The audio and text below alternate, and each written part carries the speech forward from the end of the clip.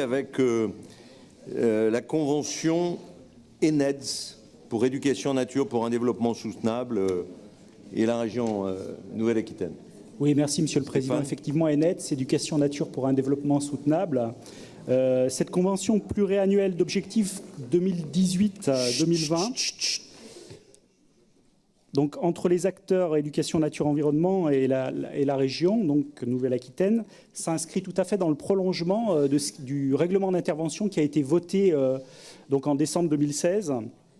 Et c'est vrai qu'il a peut-être une importance symbolique aujourd'hui dans la mesure où nous le rappelons ce matin, je le dis d'une autre façon finalement, nous avons perdu en l'espace d'une vie, donc d'une moitié de vie humaine, malheureusement d'une vie pour certains, on l'a rappelé tragiquement durant cette plénière, 40 ans, nous avons perdu plus de 6 espèces sur 10, 6 espèces sur 10. Et cette politique, c'est aussi un outil de la région au service de la transition écologique. Donc l'objectif est de réconcilier l'homme à la nature via des démarches expérientielles.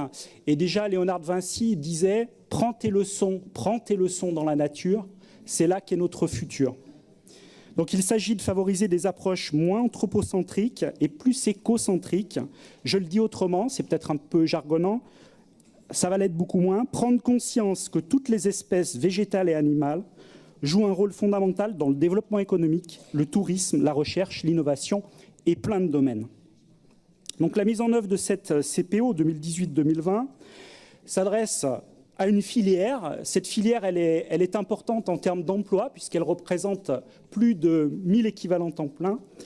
Et la région vise à accompagner la diversification et la structuration des acteurs régionaux. Cette CPO vise notamment à inscrire les projets soutenus par la région et en décliner les priorités définies par la région au sein des différentes politiques. Par exemple, biodiversité, littoral, déchets, tourisme. Permettre à la région de disposer d'une lisibilité sur les programmes et projets de sensibilisation et d'éducation conduite dans les territoires. Donc il s'agit aussi d'un volet concernant l'aménagement du territoire. Définir également pluriannuellement les modalités de partenariat, sachant qu'on veillera à avoir des clauses de revoyure qui nous permettront d'avoir une lisibilité. Donc sur cette CPO, je pourrais vous faire le détail si vous le souhaitez, mais je pense que l'heure tournant, on va essayer d'être plus rapide. Je voulais vous faire le détail sur les 4 structures concernées, donc simplement les citer. Donc le réseau Graines, 96 associations, sensibilisation de 17 000 personnes environ dans la région chaque année. Surfrider Foundation Europe, qui sensibilise 11 500 personnes, notamment sur les problématiques, on le sait, littoral, eau, santé.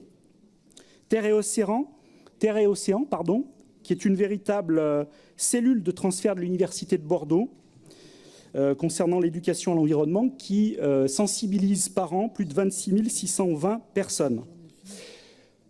Et puis enfin, donc l'URCPIE, donc on avait 13 CPIE dans la région, ils ont tenu, et c'est tout à leur honneur, de structurer en union régionale, qui eux sensibilisent à peu près 130 000 personnes sur cette politique éducation nature-environnement pour un développement soutenable. Voilà, j'ai fait compact et condensé.